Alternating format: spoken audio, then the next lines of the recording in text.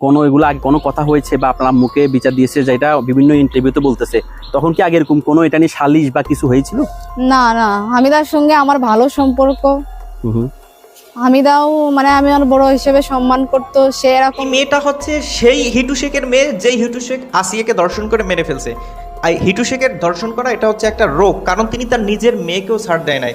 এবার তিনি তার নিজের মেয়ে, অর্থাৎ নিজের মেয়ে তিনি স্বীকার করতেছেন তার পিতা কি কি অপকর্ম করছেন তার সাথে।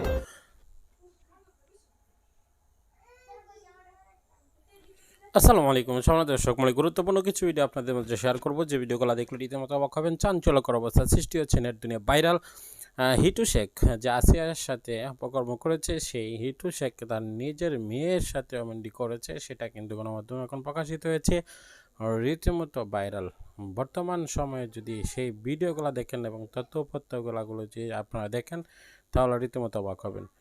আসুন কথা না বাড়িয়ে সম্পূর্ণ ভিডিও। কোনো এগুলো আগে কোনো কথা হয়েছে বা আপনার মুখে বিচার দিয়েছে যেটা বিভিন্ন ইন্টারভিউতে বলতেছে, তখন কি আগে এরকম কোনো এটা নিয়ে সালিশ বা কিছু হয়েছিল? না না, হামিদার সঙ্গে আমার ভালো সম্পর্ক। হামিদাও মানে আমি আমার বড় হিসেবে সম্মান করতো। সে এরকম মেয়েটা হচ্ছে সেই হিটু শেখের মেয়ে, যেই হিটু শেখ আসিয়াকে দর্শন করে মেরে ফেলছে। আর হিটু শেখের দর্শন করা এটা হচ্ছে একটা রোগ, কারণ তিনি তার নিজের মেয়েকেও ছাড় দেয় নাই। এবার তিনি তার নিজের মেয়ে, অর্থাৎ নিজের মেয়ে তিনি স্বীকার করতেছেন তার পিতা কি কি অপকর্ম করছেন তার সাথে। পুরো রমজান মাসটা হিটু শেখের মানে এই এক্সক্লুসিভ ভিডিওগুলো আমরা যে পরিমাণ পাচ্ছি, তাতে আপনারা অবাক হয়ে যাবেন যে এই হিটু শেখ আসলে মানুষ নাকি এটা একটা জানোয়ার। এবার তার নিজের আপন মেয়ে তার পিতার ব্যাপারে যে অভিযোগগুলো তুলছে, সেটা শুনলে পুরোই আপনি হয়ে যাবেন। এই তথ্যগুলো তিনি অন্য কোনো কোথাও শেয়ার করেননি। আমাদের কাছে যে তথ্যগুলো রয়েছে, আমরা সেই তথ্যগুলো আপনাদেরকে শোনাচ্ছি, এবং আমি মনে করি এই ভিডিওটা শুনলে হিটু শেখকে ওই যখন জেলে উঠায়, তখন সেই জেলের জজ সাহেবের সামনে বসে যদি তাকে ছুরি দিয়ে যদি তার মুন্ডু ফালাই দেওয়া যেত, তাহলে সবচেয়ে সেটা তার জন্য উপযুক্ত বিচার হতো। আমি সত্যি এই ঘটনার জন্য, এই কথাগুলো শোনার জন্য কোনো রকম প্রস্তুত ছিলাম না। তবে এখন এইখানে যে সমস্ত মানুষজন প্রতিবাদ করছে, তাদের ভিতরে অন্যতম একজন প্রতিবাদ করছে আমাদের অনন্ত জলিল। তার একটু 20 সেকেন্ডের একটু কথা আমরা শুনি। একটা র্যাপিস্টকে বাঁচানোর জন্য তার পিছনে দাঁড়াইতে হবে কেন? ভাত পাবেন না, ভাত খাওয়ার কোনো কিছু নাই আপনার, কেন তাকে বাঁচাইতে হবে আপনার? একটা লোক র্যাপ করে তারা যাকে র্যাপ করছে তার বাবা মা একটা লয়ার ধরে তার ন্যায় বিচার পাওয়ার জন্য, আর যে র্যাপ করছে সেও লয়ার ধরকে তাকে খালাস করার জন্য। ওই লয়ারদের মা বাবা নাই, ওই লয়ারদের বোন নাই, ওই লয়ারদের বউ নাই, তার মেয়ে নাই, শুধু টাকার জন্য।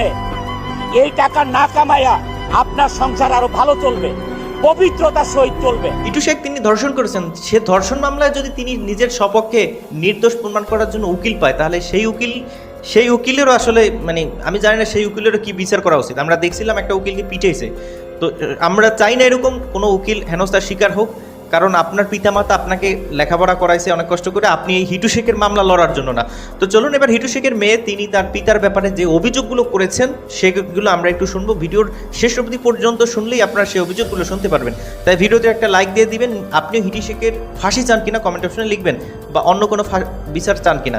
চলুন আমরা হিটু শেখের মেয়ের কাছ থেকে তার পিতার ব্যাপারে যে অভিযোগ সেগুলো একটু শুনে আসি। আমি এখন হিটু শেখ এর মেয়ের সাথে কথা বলবো। আসসালামু আলাইকুম।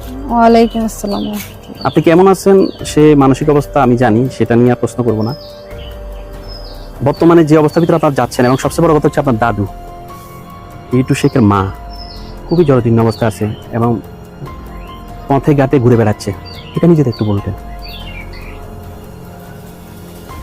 এটা নিয়ে সবাই তো দেখতেছে দাদির কি করুণ অবস্থা, ঘর বাড়ি পুরাই দিছে, তার নিজের জায়গা, তার নামের জায়গা, তবুও সে তার বাড়িতে থাকতে পারতেছে না, গাছতলায় হেনে ওনে থেকে তার দিন রাত কাটাচ্ছে। আপনার ভাই বোন কয়জন? 3 জন। ভাই কয়জন, বোন কয়জন? ভাই 2টা আর আমি একাই। আপনার বিয়ে কত বছর আগে হয়? 7.5 বছর চলতেছে। 7.5 বছর। আপনার ছেলে মেয়ে আছে? একটা ছেলে। আচ্ছা, যেদিন এই ঘটনাটা শুনেন, আপনারা তো হয়তো মিডিয়া তো এসেছে, পাশাপাশি খবর পেয়েছেন, কেমন মানে নিজের কাছে একজন মেয়ে হিসাবে কেমন অনুভূতি হয় আপনার? আপনিও তো একজন আমি মেয়ে। আসলে বুঝতে পারিনি যে এরকম কিছু হয়েছে। আমি শুধু জাস্ট শুনেছি তোমাদের বাড়িতে ঝামেলা হয়েছে, তুমি আসো। এটা কে বলছে? বাড়ির পাশে একজন ফোন দিছিল। আচ্ছা। তো শোনার পর এসে দেখলাম সবাই বলতেছে ধর্ষণ হয়েছে, তারপরে বাবারে নিয়ে গেছে ধরে। এইটুকু। আপনি তখন শ্বশুর বাড়িতে ছিলেন? জি, আসছিলাম 3:30টার দিকে। আচ্ছা, আপনি তো এখানে শ্বশুরবাড়ি থাকলেও মাঝে মাঝে বেড়াতে আসতেন এই বাড়িতে। জি, এই কখনো এরকম কিছু দেখেছেন যে হামিদা যে আপনার হচ্ছে সম্পর্কে কি হয়, ভাইয়ের বোনা নাকি, জি। ওনার সাথে এরকম কোনো এগুলো আগে কোনো কথা হয়েছে বা আপনার মুখে বিচার দিয়েছে, যেটা বিভিন্ন ইন্টারভিউতে বলতেছে, তখন কি আগে এরকম কোনো এটা নিয়ে সালিশ বা কিছু হয়েছিল? না না, হামিদার সঙ্গে আমার ভালো সম্পর্ক। হুম। হামিদাও মানে আমি আমার বড় হিসেবে সম্মান করতো, সে এরকম একটা কিছু হয়েছে সে আমারে বলিনি, এবং আমিও এইসব বিষয়ে কিছু জানি না মার কাছে বলিছে কিনা। তাছাড়াও এইসব বিষয়ে যদি সালিশ বিচার হইতো তাহলে তো আমি জানতাম, হুম। অবশ্যই আসতাম, দেখতাম কি হয়েছে না হয়েছে। হুম। মানে এরকম কিছু আপনি শুনেননি? না, কিছু আমি শুনিনি। আচ্ছা, এখন তো আপনার বাবা এবং ভাই সবাই জেলে, এখন আপনার জন্য জীবনটা তো অনেক ডিফিকাল্ট আগের থেকে। এখন রাস্তাঘাটে যখন বের হন তখন কি আপনাকে মানুষজন মানে দর্শকের মেয়ে এরকম কিছু বলে, বা আপনার কিরকম একটা পরিবেশে আপনি আছেন? এবং কিছু বলে না, মানে মানুষ তো আমার চিনতেছে না। হ্যাঁ। তবু আমার ভয় লাগে, যদি কেউ আমার দেখে খারাপ কথা বলে, আমার তো রাস্তাঘাটে বেরোতে ভয় লাগেই। হুম। মানে কেউ পাশ থেকে যাওয়ার সময় যদি বলে দর্শকের মেয়ে বা এরকম কিছু, যদি এরকম ফেস করেছেন এর ভিতরে কখনো?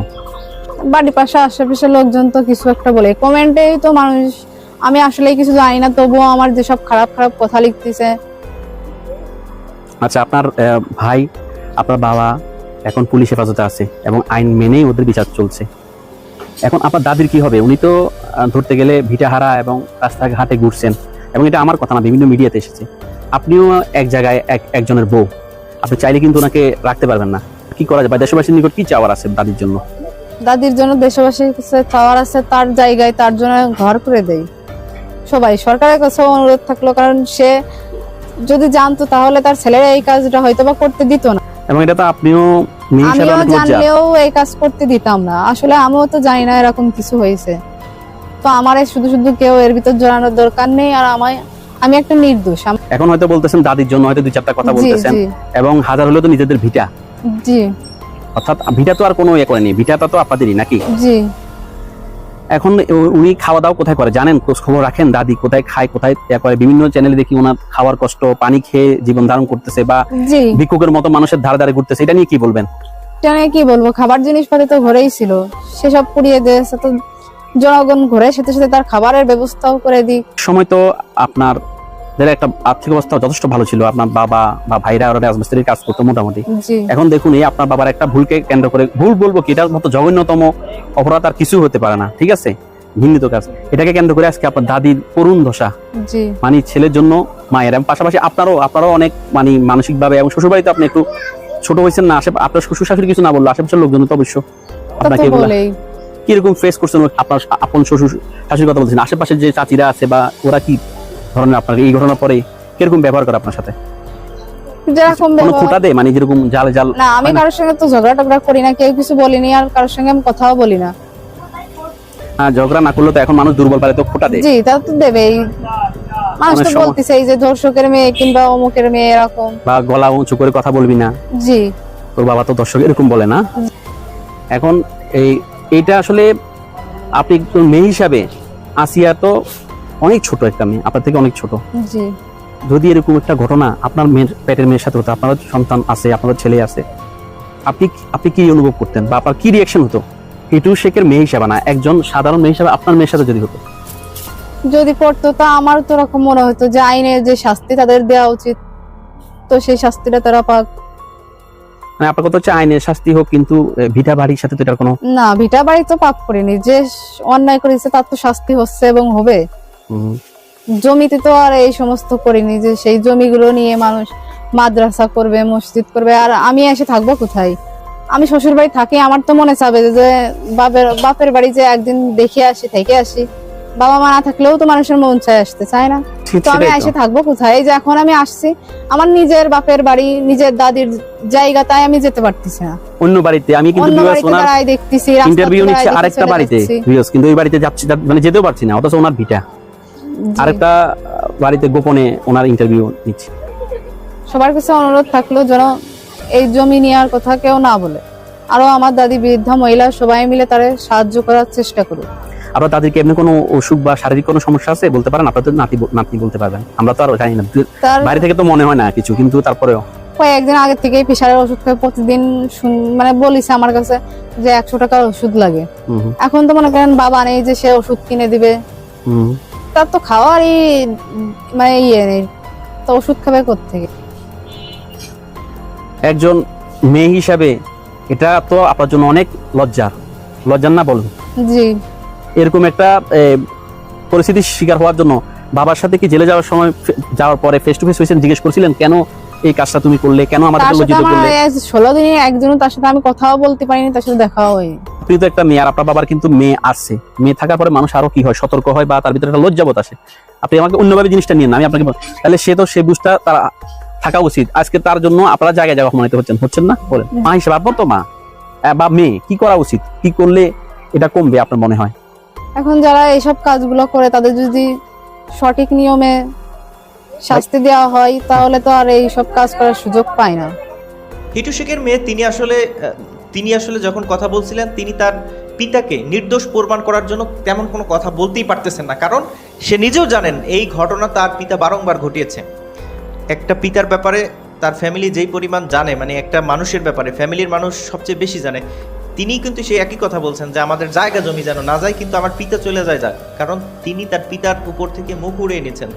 তার পিতা এর আগে 8-10টা ঘটনা ঘটেছে এবং মানুষ তাকে জুতার বাড়ি দিচ্ছে, তার মেয়ে নিজের মুখে স্বীকার করছে। এর চেয়ে আর অপমান আর থাকে না। দর্শক, আপনি আসলে এই হিটু শেখের কি বিচার চাইবেন?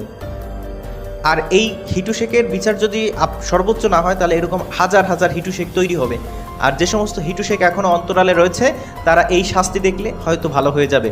তাই হিটু শেখের দৃষ্টান্তমূলক কি শাস্তি আপনি চান, কমেন্ট অপশনে লিখে যাবেন। ভালো থাকবেন সবাই। আসসালামু আলাইকুম ওয়া রাহমাতুল্লাহ। প্রিয় দর্শক, আসিয়ার যে ঘটনা ঘটেছে সেটা কিন্তু রীতিমতো তুলপাড় করেছে সামাজিক যোগাযোগ মাধ্যমে। আসিয়ার পিতার আসিয়ার সাথে যে ঘটনা ঘটেছে সেই হিটু শেখের মেয়ে মুখ খুলেছেন। হিটু শেখের মেয়ে তার পিতার ফাঁসি যাচ্ছেন এবং শাস্তি দাবি করছেন। বিস্তারিত আপনারা দেখতে পেরেছেন এবং আরও গুরুত্বপূর্ণ কিছু ভিডিও আমাদের মাঝে এসেছে। সকল বিষয়ে তথ্যপত্র সহ আপনাদের মাঝে উপস্থাপনা করব। প্রিয় দর্শক, সকলের কাছে অনুরোধ করছি যারা এই পর্যন্ত ভিডিওটি দেখেছেন ভিডিওটি শেয়ার করে দেবেন। পরবর্তী সকল আপডেট পাওয়ার জন্য সাবস্ক্রাইব করে নেবেন। আমরা চাই নিত্য নতুন সকল আপডেট সর্বপ্রথম পাওয়ার জন্য অবশ্যই সর্বপ্রথম সকল আপডেট পাওয়ার জন্য আমাদের চ্যানেলটিকে সাবস্ক্রাইব করে নেবেন। বর্তমান সময়ে যদি আমরা লক্ষ্য করি তাহলে দেখতে পারি যে হিটু শেখের সাথে যে ঘটনা ঘটেছে, এমন ঘটনা অহরহ হিটু শেখ যে ঘটনাটি ঘটিয়েছে, এরকম আরও অনেক সমাজে লোক রয়েছে। তাদের শাস্তি, তাদের এই সকল কর্মকাণ্ড থেকে রোকার একমাত্র উপায় তাদেরকে, যারা প্রমাণ করেছে তাদেরকে শাস্তি দেওয়া। তারা যদি শাস্তি হয় তাহলেই পরবর্তী যারা এরকম কর্মকাণ্ড করতে যাবে তারা কিন্তু 10 বার ভাববে। আমরা সেটাই চেয়েছিলাম। আপনারা কি বলবেন এই